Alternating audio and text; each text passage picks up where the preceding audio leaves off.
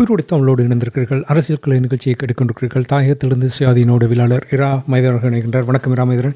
வணக்கம் நண்பர்களுக்கு வணக்கம். அரசியல் கலை நிகழ்ச்சியில் நாங்கள் இன்று முதலில் தமிழ் பொது வேட்பாளர் தொடக்க நிகழ்வு ஏற்கனவே நடந்துவிட்டது. அந்த நிகழ்வு தொடர்பாக எங்களுடைய உறவுகளுக்கு கூறுங்கள்.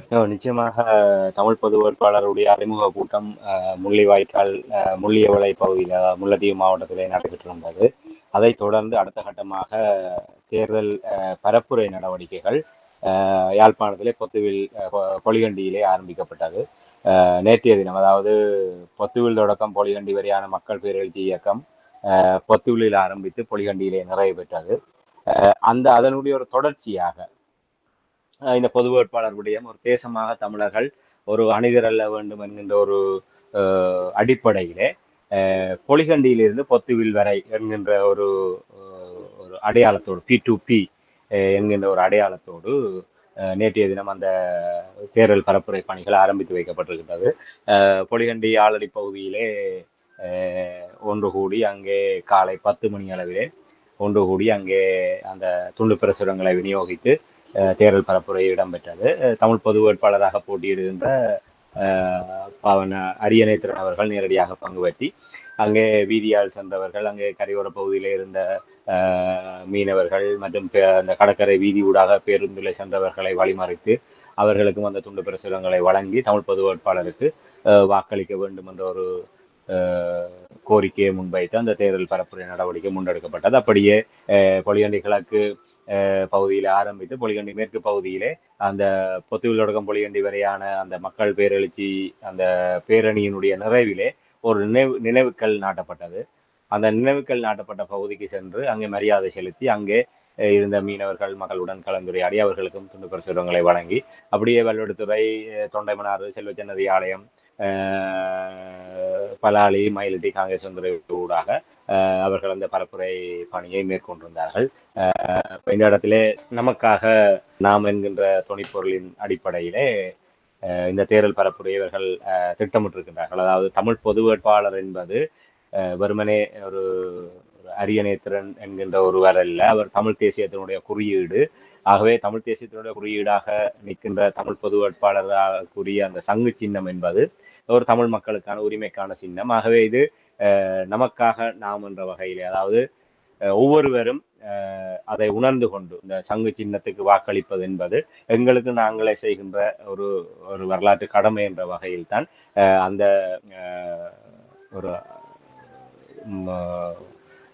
ஒரு குறியீட்டு சொல்லாக அதை இவர்கள் முன்வைத்து இந்த பிரச்சாரத்தை ஆரம்பித்திருக்கிறார்கள். ஆகவே பொது கட்டமைப்பினருடைய ஏற்பாடுகள், இந்த பிரச்சார நடவடிக்கைகள் என்பது ஏனைய ஒரு தேர்தல் களங்களை போன்றல்லாமல் ஒரு பிரமாண்டமாக பெருந்திரள் மக்களோடு என்ற வகையில இல்லாமல் ஒரு குறியீடாக மக்களுக்கு இதை விளங்கப்படுத்துவதற்கு பல்வேறு வழிமுறைகள், இதிலே ஒரு 10 எழுத்தாளர்கள், புத்திஜீவிகள் இதில் இருக்கின்ற அடிப்படையிலே அவர்கள் தங்களுடைய ஊடக வழியிலே அந்த கருத்தியல் தளத்திலே இந்த பொது வேட்பாளரினுடைய முக்கியத்துவம் தொடர்பாக, அதனுடைய சாதக பாதக தன்மைகள் தொடர்பாக தங்களுடைய பங்களிப்பை அவர்கள் செய்து கொண்டிருக்கின்றார்கள். அவை கருத்தியல் தளத்திலே அவர்கள் முடிந்தவரை அதற்கான ஒரு இதை செய்து கொண்டு களத்திலே இந்த பிரச்சார நடவடிக்கைகளை திட்டமிட்டிருக்கின்றார்கள்.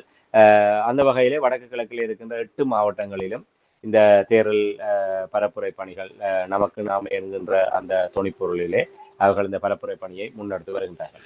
சிறப்பு. அந்த பரப்புரை பணியை ஆரம்பித்திருக்கிறார்கள் என்று நீங்கள் கேட்கும் பொழுது, பொலிகண்டியில் ஆரம்பித்திருக்கிறார்கள், புத்திவில் வரை செல்ல இருக்கிறார்கள் என்று கேட்கும் பொழுது மகிழ்ச்சி. நிச்சயமாக நீங்கள் ஏற்கனவே அடிக்கடி கூறியது போல் ஒரு குறியீடாக எங்களுடைய இனம், நாங்கள் ஒரு தனித்துவமான இனம் என்ற அந்த விடயங்களை வெளிப்படுத்தும் ஒரு நோக்கத்தோடு தான் இவை நடைபெறுகின்றது.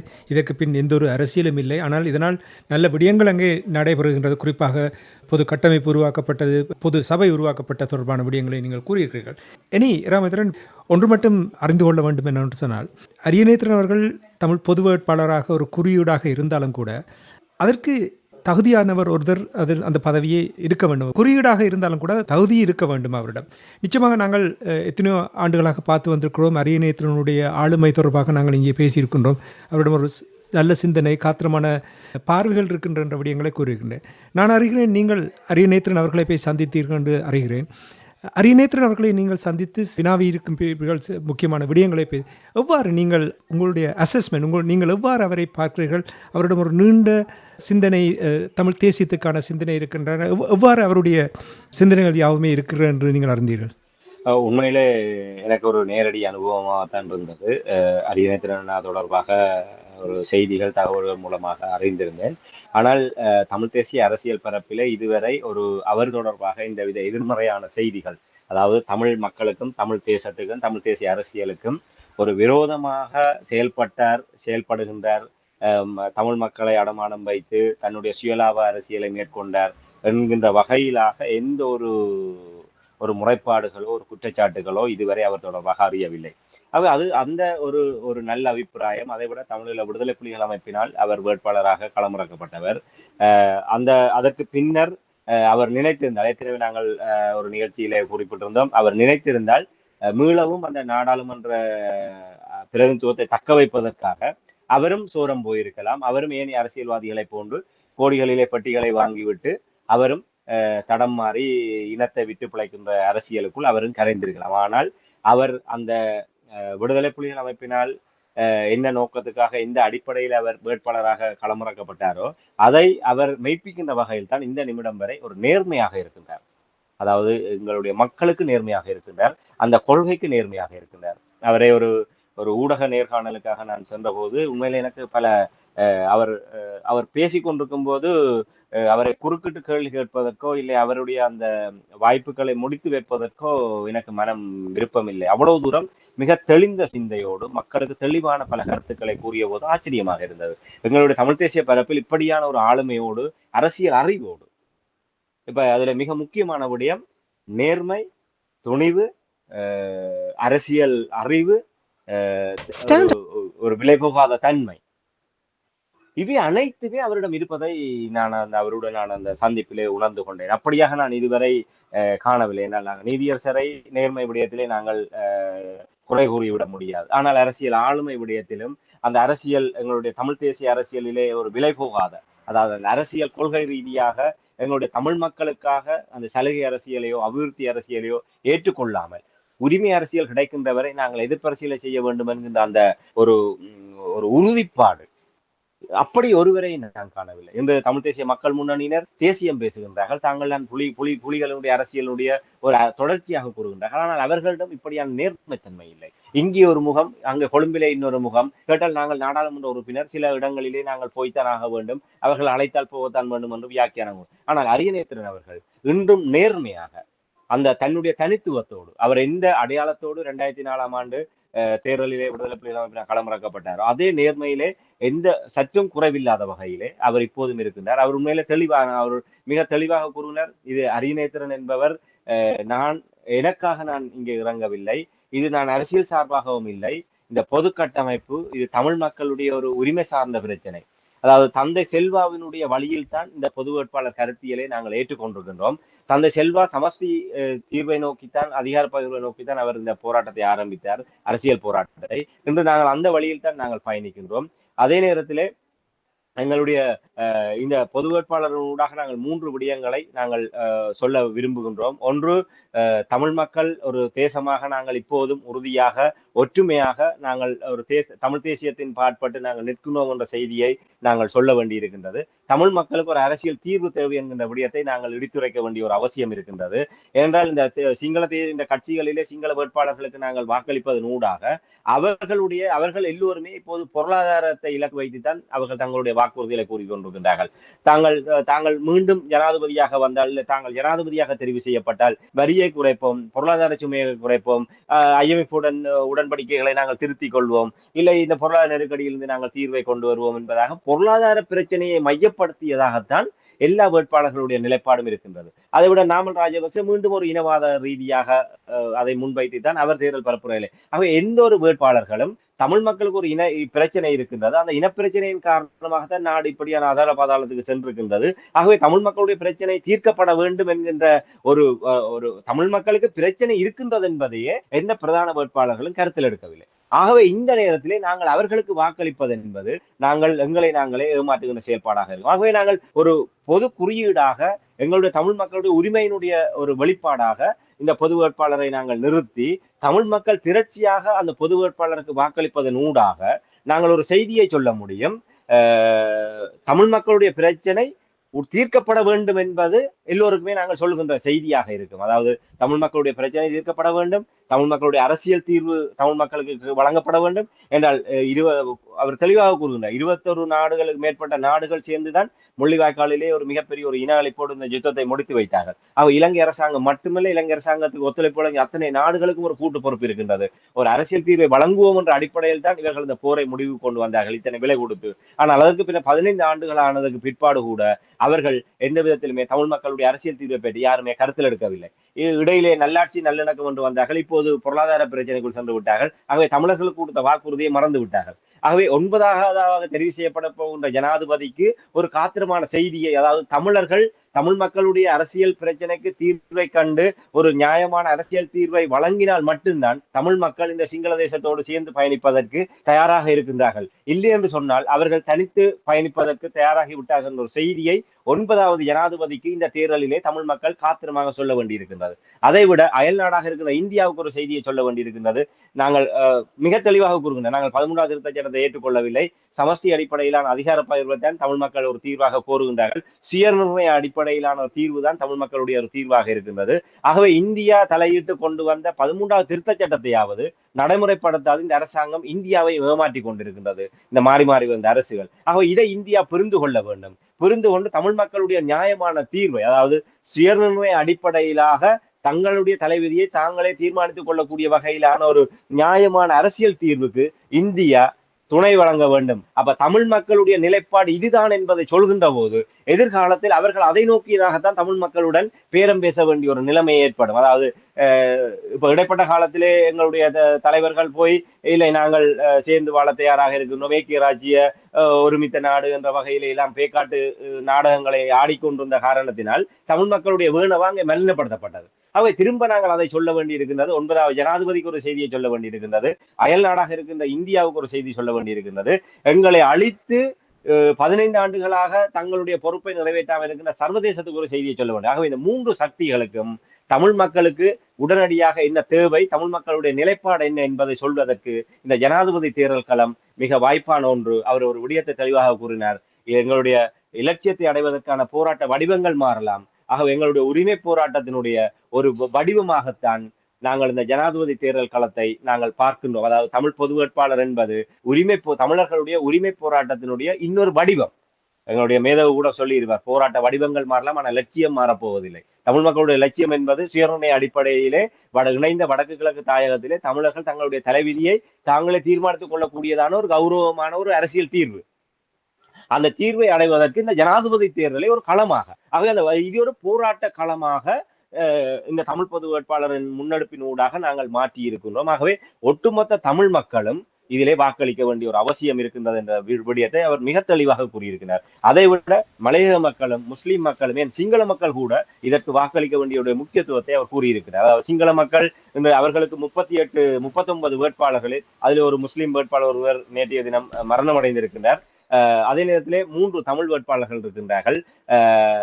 பெரும்பான்மையான அனைத்துமே சிங்கள வேட்பாளர்கள். ஆகவே அந்த சிங்கள வேட்பாளர்கள் அனைவருமே ஒன்றை நீங்கள் சிங்கள மக்கள் தெளிவாக புரிந்து கொள்ள வேண்டும். அவர்கள் எல்லோருமே இந்த நாட்டிலே தமிழ் மக்களுடைய பிரச்சனையை பற்றி கருத்தில் எடுக்கவில்லை. அவர்கள் பொருளாதார பிரச்சனையை பற்றி தான் பார்க்கின்றார்கள். ஆகவே அவர்களுக்கு ஒரு செய்தியை நீங்கள் காத்திரமாக சொல்ல வேண்டுமாக இருந்தால் அவர்களிலே ஒரு ஆள் மாறி ஒரு ஆளுக்கு வாக்களிப்பதன் ஊடாக இந்த நாட்டை ஒரு சுபீட்சமாக ஒரு அமைதியாக கொண்டு வருவதற்குரிய எந்த மாற்றத்தையும் ஏற்படுத்த முடியாது. ஆகவே தமிழ் பொது வேட்பாளருக்கு சிங்கள மக்கள் வாக்களிப்பதன் ஊடாக முதலிலே தமிழர்களுடைய பிரச்சனையை தீர்த்து விட்டு வாருங்கள், அப்போதுதான் நாடு ஒரு சுபீட்சமடையும் என்ற செய்தியை தென்னிலங்கை வேட்பாளர்களுக்கு நீங்கள் சொல்ல முடியுமாகவே ஒரு மாற்றத்தை விரும்புகின்ற தமிழ் பேசும் சமூகமாக இருக்கட்டும், சிங்கள மக்களாக இருக்கட்டும், சங்கு சின்னத்திலே வாக்களித்து ஒரு புதிய ஒரு இலங்கை, அதாவது தமிழ் மக்களுக்கான சுயநிர்ணய உரிமையுடன் கூடிய ஒரு சகவாழ்வு, சிங்கள மக்கள் அனுபவிக்கின்ற அத்தனை விடயங்களும் தமிழ் மக்களுக்கு கிடைக்கக்கூடியதான ஒரு சகவாழ்வு, இனங்களுக்கிடையே எந்த பாரபட்சமும் இல்லாமல் ஒரு சகவாழ்வோடு வாழக்கூடிய ஒரு நிலைமை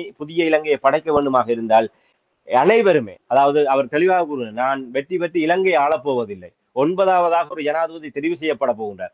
அவருக்கு நாங்கள் காத்திரமான செய்தியை சொல்வதனூடாகத்தான் ஒரு புதிய இலங்கையை நோக்கி நாங்கள் வழி நடத்த முடியும். ஆகவே தமிழ் மக்களும் ஒரு செய்தியை சொல்ல வேண்டியிருக்கின்றது, முஸ்லிம் மக்களும் சொல்ல வேண்டிய அவர் சொல்லுகிறார், முஸ்லிம் மக்கள் இணைந்த வடக்கு கிழக்கிலே தமிழ் பேசும் சமூகமாக நாங்கள் இணைந்திருந்தால்தான் அவர்களும் தங்களுடைய இருப்பை பாதுகாத்துக் கொள்ள முடியும்.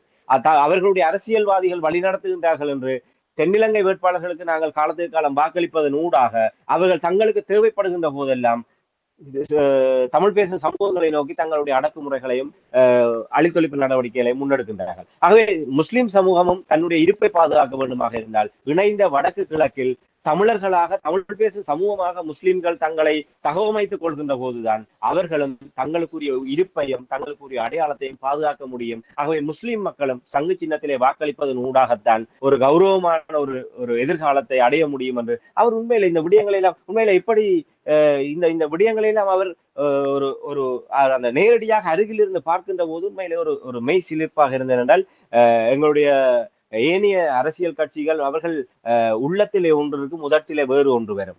ஆனால் இவரிடம் உள்ளத்தில் இருந்து இப்ப நாங்கள் எப்படி நேர்மையாக எங்களுடைய மக்களுக்கு இந்த கருத்தியல்களை நாங்கள் வெளிப்படுத்துகின்றோமோ அதே போன்று நேர்மையாக அவருடைய உள்ளத்தில் இருந்து அவர் எந்த விதமாக ஒரு யோசிக்கவும் இல்லை, எந்த கேள்விகளுக்குமே அவர் சளைக்கவில்லை.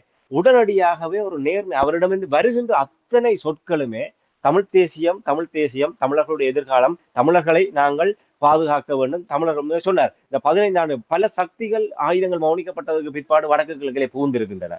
இதிலிருந்து நாங்கள் எல்லோருக்குமே புகுந்திருக்கின்றன தெரியும். ஆனால் அதிலிருந்து எப்படி எங்களை மக்களை பாதுகாப்பது என்பது தொடர்பாக யாருக்கும் வழி தெரியாது, யாருக்கும் அது தொடர்பான திட்டங்கள் இல்லை. இன்று போதைப் பொருள் கலாச்சாரம் ஆயுதங்கள் மௌனிக்கப்பட்டதற்கு பிற்பாடு கொண்டு வரப்பட்டு பூத்தப்பட்டிருக்கின்றது. இன்று வாழ்வெட்டு, தற்கொலைகள், பாடசாலை படித்த பள்ளி பருவத்தில் இருப்பவர்கள் இருந்து, பாடசாலை மாணவர்கள் இருந்து, சமூகத்தில் இருந்து சமூக புரள்வான நடவடிக்கைகள் காரணமாக தற்கொலை செய்வர்களுடைய எண்ணிக்கை 15 ஆண்டுகளில் வடக்கு கிழக்கில் அதிகரித்திருக்கின்றது. அதை விட போதை வஸ்து பாவனை, சமூக விரோத வாழ்வெட்டு சம்பவங்கள், இப்படியா இதெல்லாம் திட்டமிட்டங்களுடைய சமூகத்தினால் இளம் தலைமுறையினரை தமிழ் தேசியத்திடமிருந்து நீக்கம் செய்து அவர்களை ஒரு சமூகத்துக்கு எந்த விதத்திலுமே பயன்பெறாத ஒரு வீணடிக்கக்கூடிய வகையிலாக பல்வேறு சக்திகள் பல மறைமுக திட்டங்களோடு வந்து வடக்கு கிழக்கில் இதை நிறைவேற்றி கொண்டிருக்கின்றனர். ஆகவே நாங்கள் இவை அனைத்துமே அவர் மிக தெளிவாக ஒரு விடயத்தை கூறினார். கடந்த 15 ஆண்டுகளில் நாங்கள் எதையெல்லாம் இழந்தோமோ அதையெல்லாம் மீளப் பெறுவதற்கான ஒரு முதல் அடியாக இந்த பொது வேட்பாளருக்கு பின்னால் தமிழர்கள் தேசமாக அணிதிரள வேண்டி இருக்கின்றது.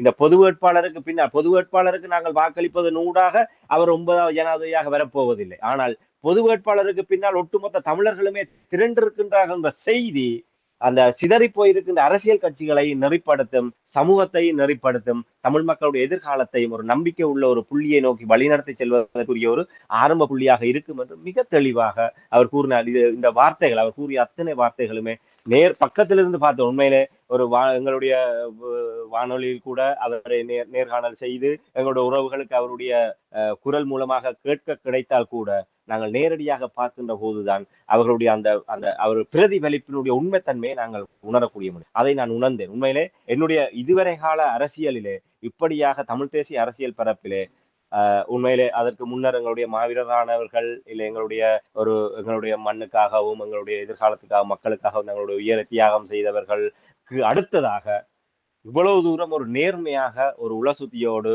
ஒரு உறுதியோடு தமிழ் மக்களுக்காக இவ்வளவு தெளிவான ஒரு பார்வையோடு ஒருவர் இவர்கள்தான் எங்களை நிச்சயமாக வழி நடத்த வேண்டும் என்றால் இவர்கள் எந்த விதத்திலுமே விலை போகக்கூடியவர்கள் இல்லை, நேர்மையாக எந்த காலத்திலுமே இதற்காக சோரம் போகக்கூடியவர்கள் இல்லை. ஆகவே இந்த ஜனாதிபதி தேர்தலில் இவர் போட்டியிட்டு அவர் ஒரு கணிசமான வாக்குகளை பெற்று அதன் மூலமாக பல செய்திகளை நாங்கள் சொல்கின்ற நேரத்திலே இந்த நேரத்திலே மக்கள் எல்லோருமே தங்களுடைய தொடர்புகளின் மூலமாக அடுத்த கட்டமாக இவரை நாங்கள் அரசியலுக்கு கொண்டு வர வேண்டிய அவசியம் இல்லை.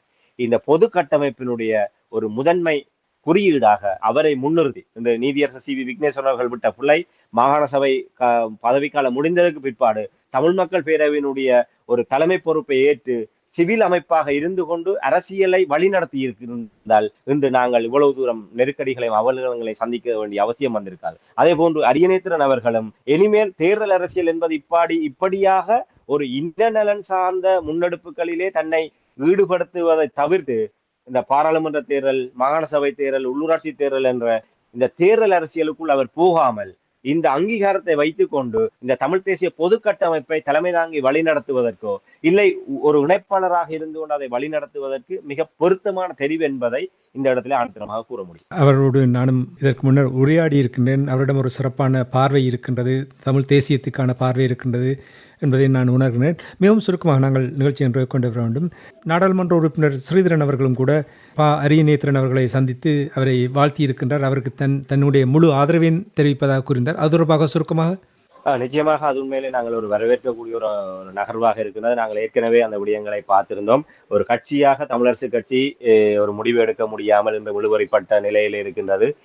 கிட்டத்தட்ட 3 வாரங்களால் இன்னும் தேர்தலுக்கு இருக்கின்றது. அந்த 3 வாரங்களுக்கு நெருங்கி இருக்கின்ற நேரத்தில் கூட ஒரு பிரதான கட்சியாக இருக்கின்ற தமிழரசு கட்சி இன்னும் அந்த முடிவை எடுக்காமல் அறிவிக்காமல் இருப்பது ஒரு மிகப்பெரிய ஒரு தமிழின துரோக விரோத நடவடிக்கையாகத்தான் நாங்கள் பார்க்க முடியும்.